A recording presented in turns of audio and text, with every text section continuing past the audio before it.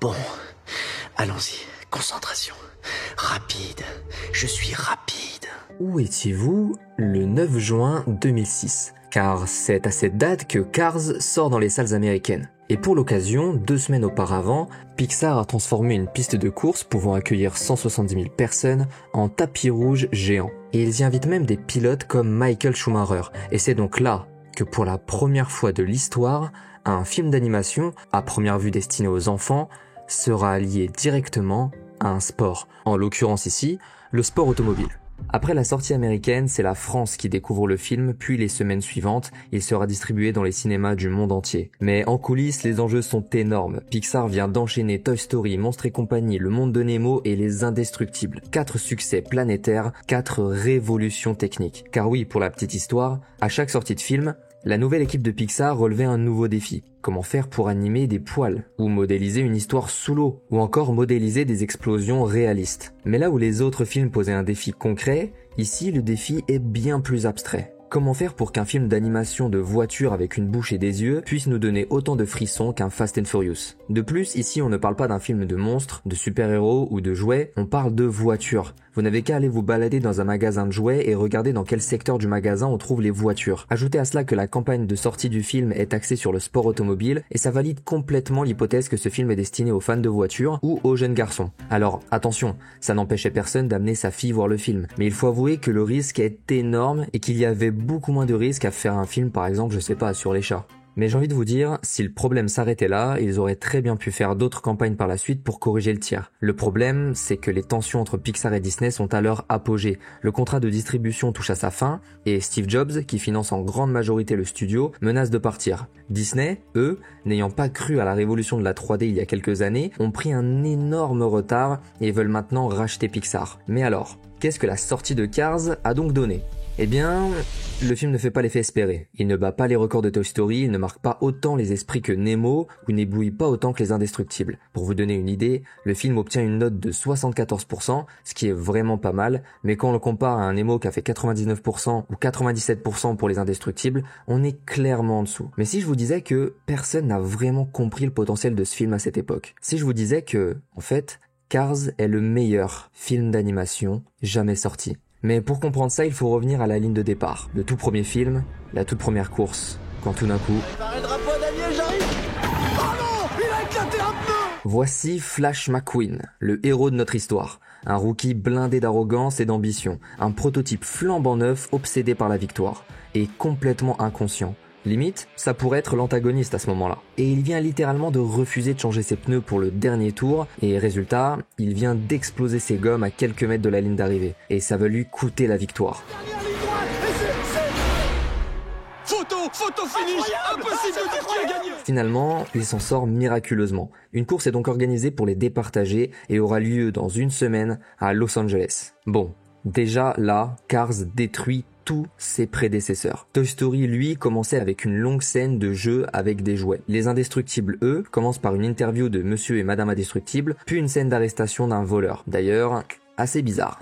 Et en fait, ces scènes, elles sont totalement logiques. Elles permettent de découvrir les personnages, de poser le contexte et de montrer, regardez, c'est eux les héros de ce film. Sauf que là, on prend tout à contre-pied. En 15 minutes, Cars nous balance 2 retournements de situation et le héros n'a pas du tout l'air d'être quelqu'un qu'on a envie de suivre. On voit pas de flashback de comment il est arrivé à sa gloire actuelle, on ne le voit pas s'entraîner, mais pourtant, on comprend tout. Simplement parce que les commentateurs font le boulot. Il te balance les infos en direct, sans jamais te sortir de l'action. McQueen est un rookie qui explose cette saison. Il a déjà viré 3 équipes techniques, et il est du genre à n'écouter personne, sauf lui-même. Tout ça en parallèle d'une course, se terminant avec un premier retournement de situation. Puis un autre, qui arrive très vite, quand Flash prend la route dans son camion Mack, mais qu'il refuse que son ami s'arrête malgré la fatigue pour arriver à Los Angeles avant tout le monde, afin d'aller négocier avec Dinoco, le sponsor de ses rêves. Suite à une scène assez spéciale, il faut le dire, McQueen, endormi, tombe de son camion. Il se retrouve perdu en pleine nuit. En pensant rejoindre l'autoroute, il prend la route 66.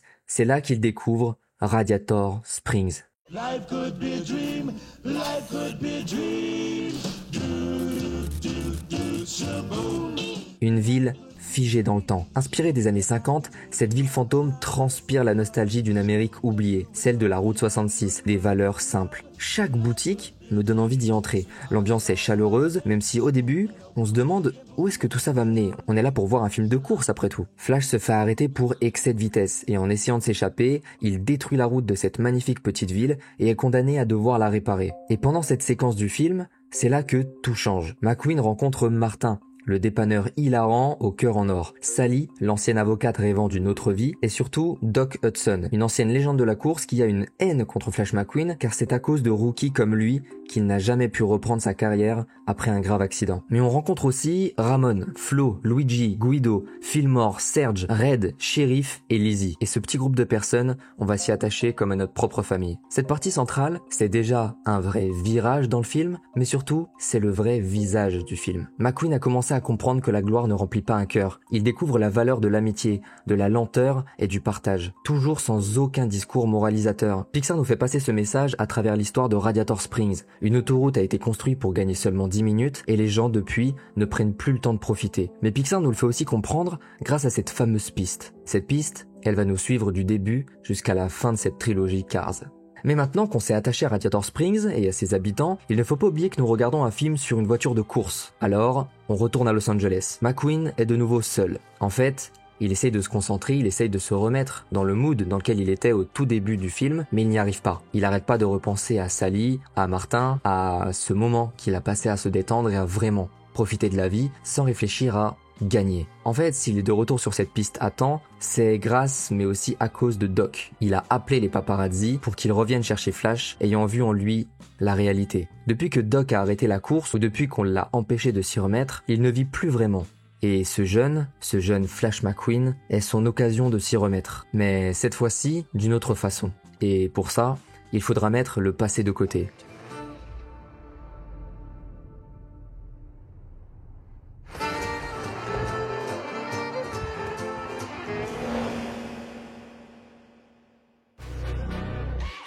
Ses nouveaux amis sont venus.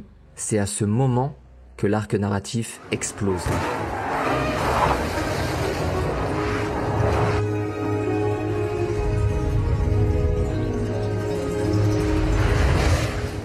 Flash utilise la technique apprise plus tôt pour gagner du terrain. Il est à 2 doigts de remporter la victoire, mais Chick Hick envoie le King dans le décor.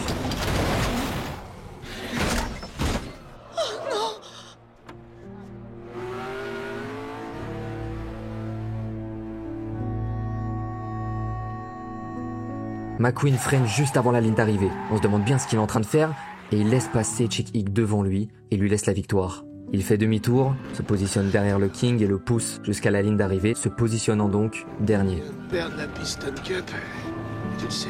Bah, comme l'a dit un jour un ami coureur particulièrement grincheux, ce n'est qu'une coupe vide. L'héroïsme n'est pas dans la ligne d'arrivée ou dans la victoire du héros, il est dans le chemin parcouru. Ici, on comprend tout. Son ego démesuré l'a fait atterrir à Radiator Springs. C'est une erreur que seul un vrai héros aurait pu saisir pour la transformer en leçon de vie. À la fin, et malgré sa défaite, c'est bien Dinoco qui lui propose un contrat en or. Et Flash refuse. C'est totalement logique. Il a enfin compris qui il est. Alors il retourne à Radiator Springs, devient l'élève de Doc et relance toute l'économie locale en installant son QG non loin. Oui, Pixar t'a parlé de capitalisme rural dans un film pour enfants. Qui a fait ça aujourd'hui? Cars n'est pas juste un film de voiture, pas plus que ses prédécesseurs n'étaient que des films de jouets, de monstres, de super-héros. C'est un coup de génie arrivé trop tôt que beaucoup ne comprendront que bien plus tard. On aurait pu croire que Pixar allait rejouer la même partition. Une nouvelle saison, un nouveau rival, une nouvelle victoire, une nouvelle leçon. Encore une fois, Flash McQueen au centre, encore une fois, une leçon de vie à la ligne d'arrivée. Mais pas du tout. Le film s'ouvre, non pas sur Flash, non pas sur une course, mais sur un navire, en plein milieu de l'océan. Dans la pénombre, c'est un navire de guerre. Une mission d'espionnage, un agent secret capturé, une usine louche, on est tous dans l'incompréhension. On bascule dans un autre genre, et c'est volontaire. Cars 2 casse les codes dès les premières minutes. Le film ne sera pas une réédite du premier, il pose une vraie promesse. On va voyager, être surpris et voir cet univers à travers un nouvel angle. Lorsqu'on retrouve enfin Flash McQueen, on le retrouve au calme à Radiator Springs. Il est en couple, serein, au sommet de sa gloire et celle-ci acquis de manière juste. Et pourtant, il accepte un défi. Une course mondiale pour promouvoir une nouvelle essence propre censée remplacer l'essence classique. Voilà ce qui semble être l'enjeu. 3 courses, 3 pays, un grand rival. Francesco Bernoulli, l'arrogant italien au style flambant neuf. Mais cette course n'est qu'une vitrine. Et là, c'est le twist. Le vrai protagoniste de ce film, c'est pas Flash, c'est Martin. Le rigolo, l'idiot du village, le pote loyal mais simple d'esprit, se retrouve propulsé agent secret malgré lui. Il devient le levier émotionnel et narratif du film. Et devinez quoi ? Bah, ça fonctionne. Pourtant, je suis le premier à pas être fan de ce genre de film où on va mettre en avant quelqu'un de simple d'esprit ou le personnage secondaire pour en faire le grand héros. Mais alors, pourquoi ça fonctionne ? Eh bien parce que Pixar ne le transforme pas. Il reste maladroit, il fait des erreurs et surtout, on s'attache. Londres, Tokyo, Porto Corsa. 3 courses, 3 ambiances, mais surtout 3 occasions de découvrir des facettes du monde peuplées par des voitures que nous n'avions pas vues dans le premier film. On aurait pu croire à un simple prétexte pour vendre du jouet, mais l'univers étendu est crédible. Mieux encore, il est logique, car dans un monde peuplé uniquement de voitures, la géopolitique, le marché énergétique ou encore le transport mondial, tout prend une nouvelle dimension. Les enjeux du monde sont différents. Le film avance. Et ce qu'on croyait être une histoire de sabotage s'élargit. Ce n'est pas un seul méchant, mais tout un réseau, avec à sa tête un industriel corrompu, manipulateur, prêt à saboter les voitures à énergie propre pour forcer le monde à revenir au pétrole. Au moment de la sortie de ce film en 2011, ce message était déjà ultra moderne. Et surtout, ça n'est jamais surligné. Pixar respecte son public. Il n'est pas là pour donner des leçons, mais pour poser une histoire qui raconte des faits comme une satire. Là où le tout premier film parlait d'humilité et de sagesse, Cars 2, lui, nous parle de confiance. Martin apprend à se faire confiance, McQueen apprend à faire confiance à Martin, et nous, on apprend à faire confiance au film. Oui, Cars 2 est clivant, mais non, ce n'est pas un film raté. Il réussit totalement dans sa promesse. Il aurait pu tomber dans l'absurde, il aurait pu sacrifier la narration au profit de l'action, mais il choisit de surprendre, de complexifier son monde, de tester autre chose, et surtout, il réussit. Car, encore une fois, au moment où il sort, ce deuxième opus casse les codes car il s'oppose directement au premier film. Le personnage secondaire, Martin, est maintenant le personnage principal, et inversement pour Flash. Dans le premier film, on s'attache à Radiator Springs, où on apprend à être lent, et maintenant, on voyage dans 3 pays différents, dont Tokyo par exemple, où tout rime avec la technologie et la vitesse. On rajoute à ça un message conscient sur les énergies vertes, et un nouveau ton à la James Bond et Mission Impossible, totalement assumé. Pour vous faire un parallèle, si on prend par exemple le deuxième opus de Toy Story, Pixar ne prennent pas ce genre de risque. Ils préfèrent capitaliser sur ce qui a marché pour le premier opus pour construire une suite. Alors, là, on comprend. Cars 2 ne cherche pas à être meilleur que le premier ou à faire une suite. Il cherche à être différent. Et c'est justement ce qu'on demande à une suite. Prendre un univers connu et l'emmener là où on ne s'y attend pas. Les années ont passé et Doc Hudson n'est plus là. C'est sans doute le choc silencieux du deuxième opus. Doc était déjà absent. Mais c'est ici, dans ce 3e et dernier film, qu'on prend la mesure de cette absence. Il n'est juste plus là. Radiator Springs est le même, les posters au mur sont toujours accrochés, mais une présence n'est plus. Et Pixar, pour la première fois, ose faire disparaître un personnage principal, un mentor, une figure paternelle, un pilier. On aurait aimé le voir une dernière fois, le voir donner une dernière mission à Flash, le voir accueillir McQueen dans son ancienne ville, ou même le voir dans une mission d'espionnage aux côtés de Finn McMissile. Mais non, Cars ne nous donne pas ce qu'on veut, il nous donne ce dont on a besoin. Le film commence comme le premier. Flash est dans son camion, le silence, la pression, sauf que cette fois, il se moque de lui-même. C'est-à-dire que là, au tout début du film, on a 2 scènes, 2 films validés. Flash assume son passé, il a changé. Martin est toujours là, toujours aussi fidèle, mais McQueen ne le cache plus. Il en rit et il l'accepte. Dès l'intro, Pixar nous dit quelque chose de fort. Ce film n'est pas là pour refaire le premier et il n'est pas là pour réécrire une nouvelle histoire. Ce 3e et dernier film est là pour clore l'histoire. Sur les circuits, Flash est toujours là. On voit qu'il continue à courir, qu'il se fait des potes et qu'il est reconnu comme le meilleur coureur actuel. Mais le monde change. Les voitures plus jeunes, plus rapides, plus technologiques le dépassent.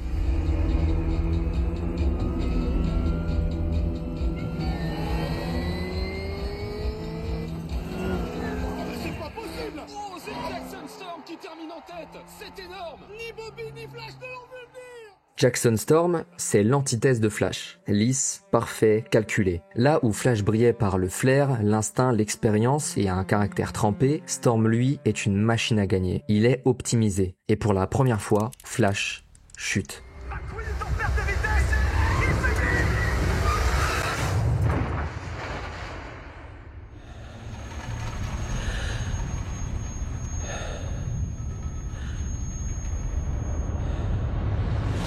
Loin du ton enfantin des premiers films, cette scène est violente. Flash ne tombe pas pour mieux se relever. On le sent dépassé, comme s'il n'avait plus sa place dans son propre film. À ce moment-là, on comprend. Cars 3 ne parle pas de vitesse. Il ne parle pas de repos non plus ou de remise en question. Il parle de ce qu'on fait quand nous ne sommes plus le héros de l'histoire. Alors il retourne à Radiator Springs, il parle à ses amis et surtout, il pense à Doc. Et là, le film prend une tournure magnifique. En rejoignant la ville de naissance de Doc, où il a fait ses meilleures courses et où il s'est entraîné avec tous ses amis, on découvre que Doc avait sombré, après son accident, de ne plus pouvoir courir comme avant. Mais ça, on le savait déjà. Ce qu'on découvre, c'est que Doc ne vivait plus que pour l'entraîner. Il voulait le guider et le voir réussir. Et cette révélation change tout. Cars 3 devient un film sur la transmission, sur le fait de laisser sa place, mais pas n'importe comment. Et justement, cette bonne manière de laisser sa place, elle s'appelle Cruz Ramirez, elle est vive, drôle, compétente, mais elle est complètement bridée. Elle n'a jamais cru qu'elle avait le droit d'être une championne et tout le monde autour d'elle lui dit qu'elle ne sera jamais une vraie voiture de course. Le choix de Pixar ici est très courageux et encore une fois, ils auraient pu choisir un rival masculin, créer une rivalité à la Rocky, faire une lutte d'ego et pour ça, on avait le prétendant parfait, Jackson Storm. Il est autant prétentieux que Flash à ses débuts. C'est le nouveau rookie à peine arrivé. On pourrait donc suivre l'histoire du premier film, mais cette fois-ci, du point de vue de Doc, à travers Flash McQueen. Mais non, ils choisissent une femme, une inconnue, totalement différente de lui. Ce film va nous rappeler que l'on peut tout réussir si on ignore que c'était impossible.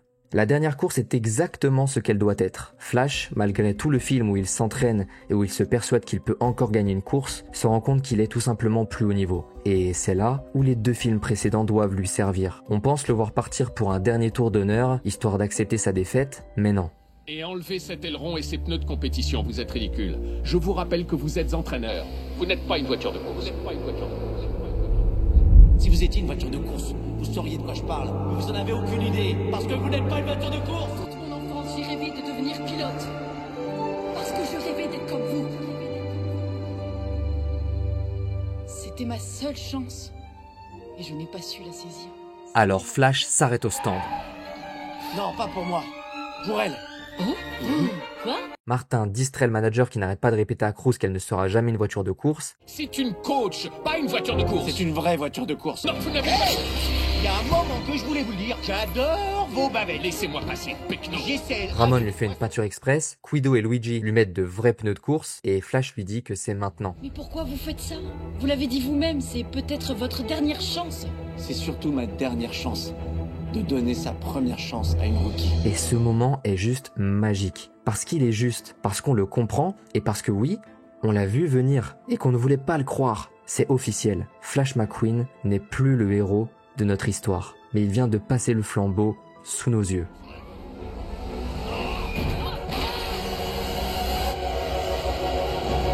Non, te laisse pas enfermer.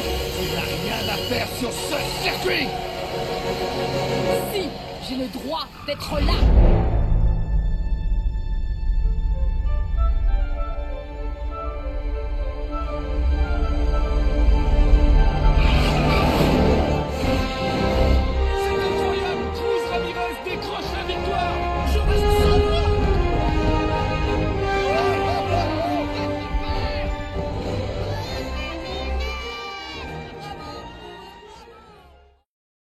À la fin, Flash ne disparaît pas, mais il devient mentor à son tour. Il reprend les couleurs de Doc, il devient le Doc Hudson de Cruz. Il ne quitte pas la course, il quitte la compétition. Il garde l'amour de la vitesse, pas la pression du podium. C'est une des plus belles leçons que Pixar nous ait laissées. Ce n'est pas parce que nos plus belles années sont derrière nous que notre valeur s'éteint. Cars 3 termine l'histoire là où elle devait se terminer.